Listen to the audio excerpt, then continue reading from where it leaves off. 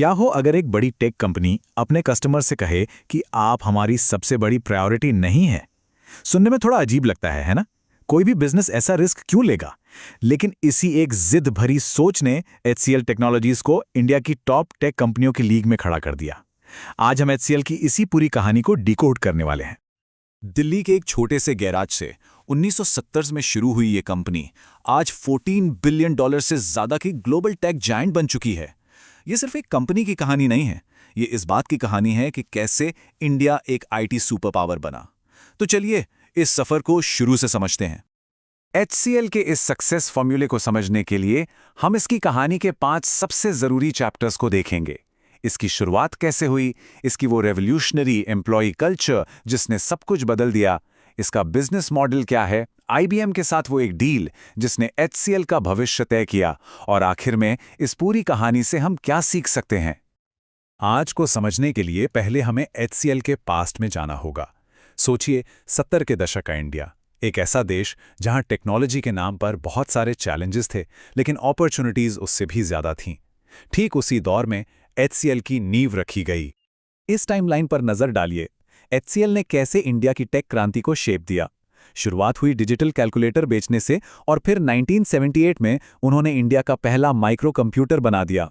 असली turning point आया 1991 में, जब एचसीएल टेक्नोलॉजीज को एक अलग सॉफ्टवेयर सर्विसेज कंपनी बनाया गया, और बस वहां से कंपनी ने कभी पीछे मुड़कर नहीं देखा। आईपीओ से लेकर $10 बिलियन रेवेन्यू पार करने तक हर एक माइलस्टोन इंडिया की आईटी इंडस्ट्री के लिए एक बड़ी जीत थी। लेकिन एचसीएल को जो चीज बाकी सबसे अलग बनाती है वो उनकी टेक्नोलॉजी नहीं, बल्कि उनकी फिलॉसफी है। एक ऐसी सोच जिसने मैनेजमेंट के सारे पुराने नियम कानून तोड़ दिए और एचसीएल के सक्सेस का सबसे मजबूत पिलर बन गई। हम सबने सुना है कस्टमर इज किंग, कस्टमर भगवान होता है। हर बिजनेस इसी मंत्र पर चलता है, पर एचसीएल ने इस सबसे बड़े बिजनेस मंत्र को ही चैलेंज कर दिया और एक बिल्कुल नया, और कह सकते हैं कि एक रैडिकल अप्रोच सामने रखा। एचसीएल के सक्सेस का पूरा सीक्रेट इस एक कोट में छिपा है। उनकी फिलॉसफी थी employ first, customer second. Logic बहुत सिंपल था। कंपनी की असली वैल्यू वहां क्रिएट होती है जहां एम्प्लॉयज सीधे कस्टमर से बात करते हैं। अगर आपके एम्प्लॉयज खुश हैं, एम्पावर्ड हैं और मोटिवेटेड हैं, तो वो अपने आप कस्टमर को एक बेहतरीन सर्विस देंगे। मतलब कस्टमर को खुश रखना नतीजा है, पहला कदम नहीं। और ये सिर्फ कहने की बातें नहीं थी। एचसीएल ने सच में पूरे हायरार्की के पिरामिड को उल्टा कर दिया। उन्होंने फ्रंटलाइन एम्प्लॉयज को फैसले लेने की पावर दी, मैनेजर्स को एम्प्लॉयज के प्रति जवाबदेह बनाया, और एक ऐसी ट्रांसपेरेंट कल्चर बनाई जहां कोई भी किसी को भी फीडबैक दे सकता था। बेसिकली उन्होंने एक ऐसी कंपनी बनाई जहां लोग काम करना चाहते थे, ना कि जहां उन्हें काम करना पड़ता था। और इसका नतीजा, ये नंबर देखिए। ये एचसीएल का एम्प्लॉय एट्रिशन रेट है, यानी कंपनी छोड़कर जाने वालों का परसेंटेज। आईटी इंडस्ट्री जहां टैलेंट के लिए एक तरह की जंग चलती है, वहां इतना कम एट्रिशन रेट होना एचसीएल का सबसे बड़ा कॉम्पिटिटिव एडवांटेज है। सिंपल सा लेसन है, अपने लोगों में इन्वेस्ट करो, वो आपका बिजनेस बना देंगे। तो ये एम्प्लॉय फर्स्ट कल्चर तो बहुत अच्छी है, पर इससे पैसा कैसे बनता है? इसे समझने के लिए हमें एचसीएल के बहुत ही सिंपल लेकिन पावरफुल बिजनेस मॉडल को देखना होगा। एचसीएल का बिजनेस 3 इंजन्स पर चलता है। मोड 1 उनका फाउंडेशन है, यानी कोर आईटी सर्विसेज जो कंपनी को स्टेबिलिटी देती हैं। मोड 2 उनका ग्रोथ इंजन है, जो डिजिटल ट्रांसफॉर्मेशन और आर&डी पर फोकस करके बिजनेस को आगे बढ़ाता है। और मोड 3 उनका फ्यूचर इंजन है, जहां वो अपने खुद के सॉफ्टवेयर प्रोडक्ट्स बनाते हैं जो उन्हें बाकियों से एक कदम आगे रखता है। ये चार्ट साफ साफ दिखाता है कि एचसीएल का ज्यादातर पैसा कहां से आ रहा है। ट्रेडिशनल आईटी सर्विसेज आज भी उनकी कमाई का सबसे बड़ा जरिया है, लेकिन इंजीनियरिंग और सॉफ्टवेयर का हिस्सा तेजी से बढ़ रहा है, और यही उनके डाइवर्सिफाइड बिजनेस मॉडल की असली ताकत है। लेकिन एचसीएल सिर्फ सर्विसेज के भरोसे नहीं रहना चाहती थी। साल 2019 में उन्होंने एक ऐसा फैसला लिया जिसने उनके भविष्य की दिशा हमेशा के लिए बदल दी।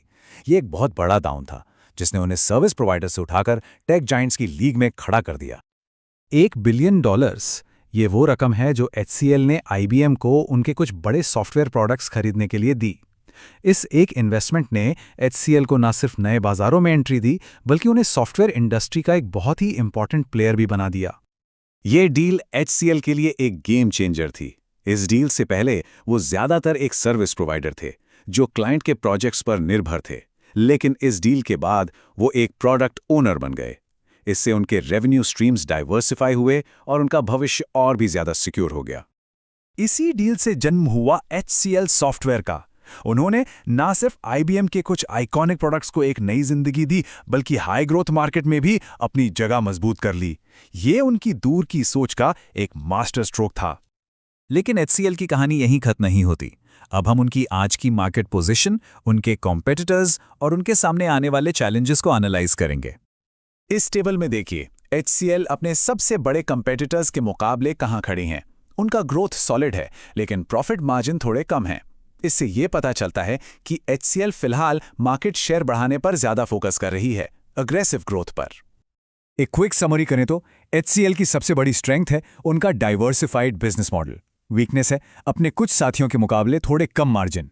सबसे बड़ी अपॉर्चुनिटी है जेनरेटिव AI, और सबसे बड़ा थ्रेट है ग्लोबल इकोनॉमी का स्लोडाउन और जबरदस्त कंपटीशन। HCL की कहानी से हम सबको कुछ न कुछ सीखने को मिलता है। स्टूडेंट्स के लिए मुश्किलें ही इनोवेशन को जन्म देती हैं।